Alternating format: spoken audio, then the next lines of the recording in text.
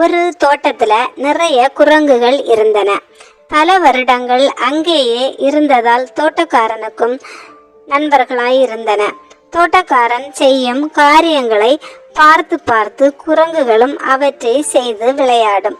ஒரு முறை தோட்டக்காரன் பக்கத்து ஊருக்கு போக வேண்டி இருந்தது. அப்போ தோட்டக்காரனுக்கு ஒரு ஐடியா தோன்றியது.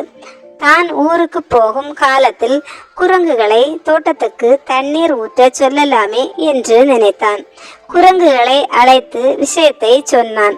குரங்குகளுக்கு சந்தோஷம். ஆனால் அவற்றுக்கு ஒரு பிரச்சனை. எந்த செடிக்கு எவ்வளவு தண்ணீர் ஊற்றுவது என்று தெரியவில்லை. அது ஒன்றும் பெரிய பிரச்சனை இல்லை.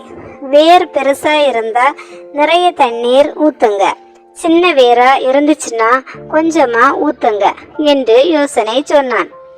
வெளியூர் போய் திரும்பி வந்து தோட்டத்தை பார்த்த தோட்டக்காரனுக்கு அதிர்ச்சி. அத்தனை செடிகளும் பிடுங்கப்பட்டு காய்ந்து கிடந்தன.